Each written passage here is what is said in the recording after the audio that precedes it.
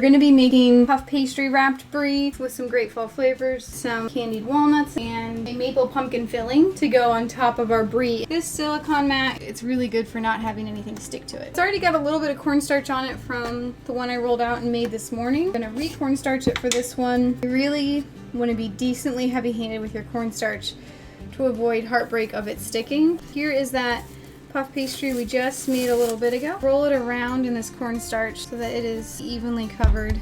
It should feel cold all the way up until baking. Now we're just rolling it out roughly into a rectangle shape. I'm going for a rectangle, roughly even, and not just even in width and height, but also the thickness. That looks relatively even to me. This is roughly 12 to 14 this way and maybe 16 to 20 this way. That cornstarch is going to make this next step easier. We're going to be folding. So we're going to start with the top and we're going to fold about a third of the way in.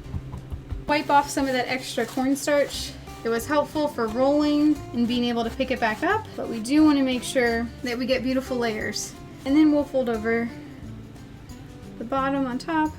So now we're going to fold in same thing from our sides, about a third of the way in, and over on top again. So we get another nice little rectangle, right? I am going to move our little rectangle to the side and re-cornstarch. All right, we're going to move him back.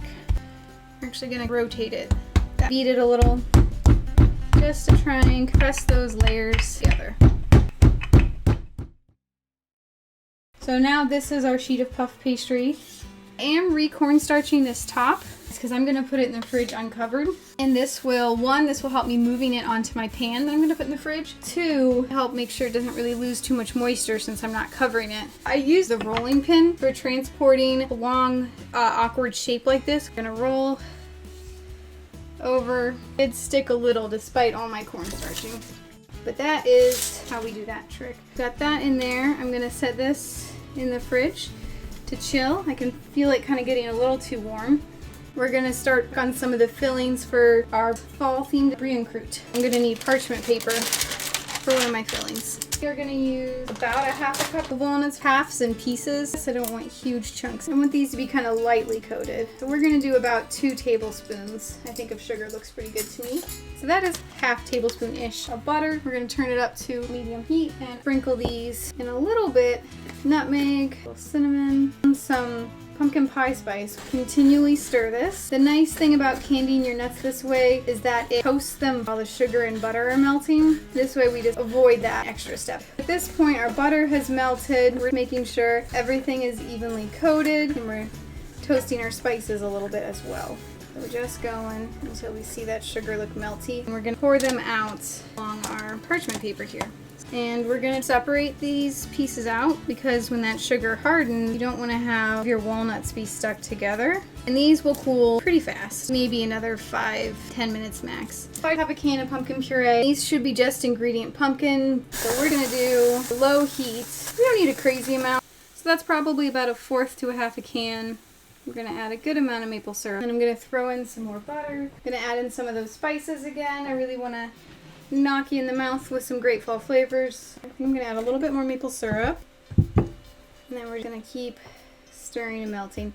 Yeah, that is delicious. That was actually really tasty.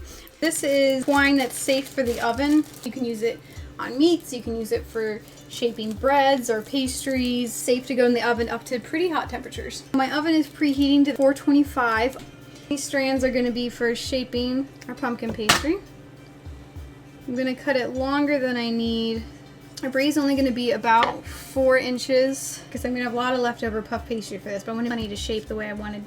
I'm going to make sure I have enough to wrap it up and over. Probably going to have my twine pieces be about 16. We're going to get about 6 or so pieces of twine.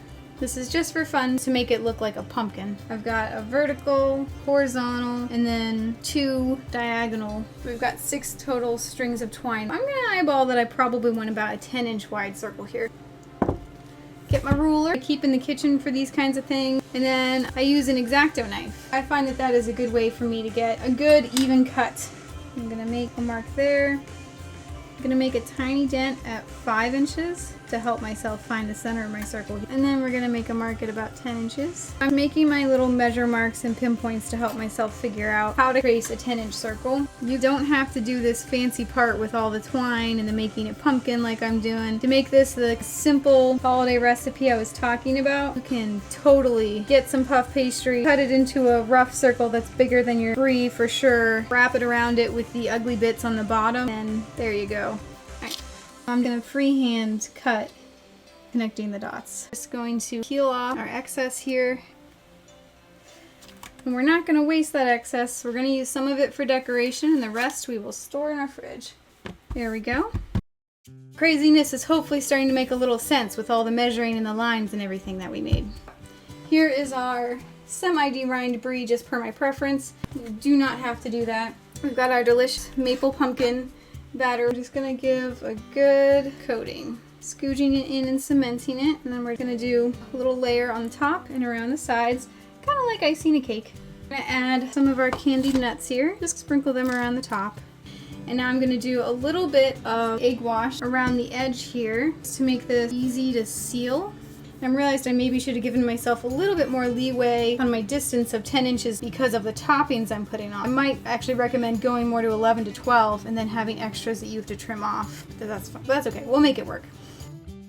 So you know what I think I'm gonna do is I'm gonna put a little extra puff pastry on top since I had this extra. Problem solved. So let's brush this guy right now with some egg wash.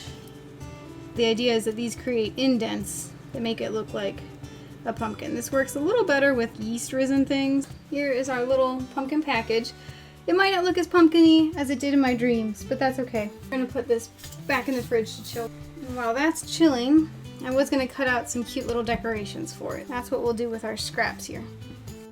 I'm gonna do there, and we're gonna cut smooth edges. So I was hoping to make what I thought would be a cute little stem. So I'm going to twist this. And then we're gonna make some little leaves. Here's my little leaf. I cut it into leaf shape and then I gave it some ridging. I'm gonna also get these leaves on that tray to chill. We are going to do more of our egg wash. We are gonna coat everything. We're gonna get this in the oven and I'm gonna start at 20 minutes and then peek at it. So basically you're just going for that puff pastry to be that kind of beautiful light golden brown.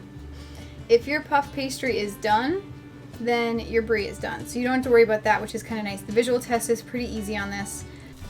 So I had a little bit of a leakage. I'm not surprised, where I tied it pretty tight with that string over there. I might do just a hair longer on the centerpiece. These leaves are a little overdone, which I thought might happen, but that's okay.